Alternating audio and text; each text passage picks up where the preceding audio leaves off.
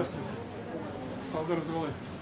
Енді көріп жатырмын, қиын жағдайға бәріміз ұшырадық. Бұл табиғаттық апат, сондықтан бәріміз бір ел, бір ұжым болып осы қиындықты міндетті түрде еңсеруіміз керек. Я приехал специально, чтобы встретиться с вами, увидеть вас. Я понимаю, положение тяжелое, непростое. Все ресурсы, которые имеются у государства, направляются на решение соответствующей задачи.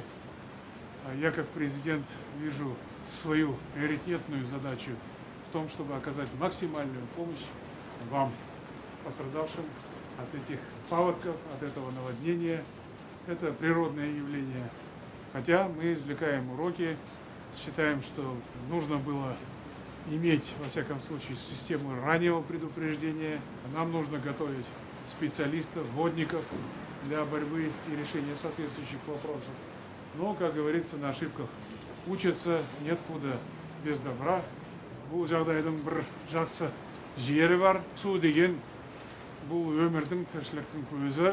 Я принял решение отменить целый ряд международных мероприятий в целях экономии средств, сократить бюджеты целого ряда мероприятий, в том числе международных. Сейчас будет введена система и режим жесткой экономии государственных средств для того, чтобы направить эти средства именно пострадавшим.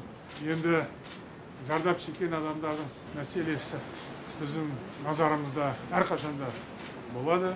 Әрбір адам үкіметтің назарынан тыс қалмайды. Барлықтарына біз көңіл аударамыз. Не беспокойтесь, о каждом мы позаботимся, деньги будут выделяться.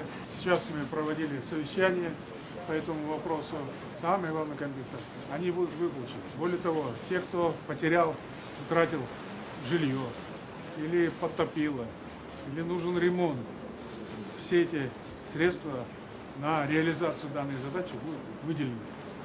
И эта задача будет выполнена. Как президент, я считаю, что здесь экономить средства ни в коем случае нельзя. Наша главная ценность – это народ, граждане страны, поэтому деньги будут выделяться. Более того, предприниматели нашей страны, люди, которые имеют большие деньги, заработали на бизнесе, они будут закреплены за каждым регионом, за каждой областью, за каждым районом, и мы начнем строительство. Кто захочет переселиться в квартиры, будем покупать и выдавать квартиры.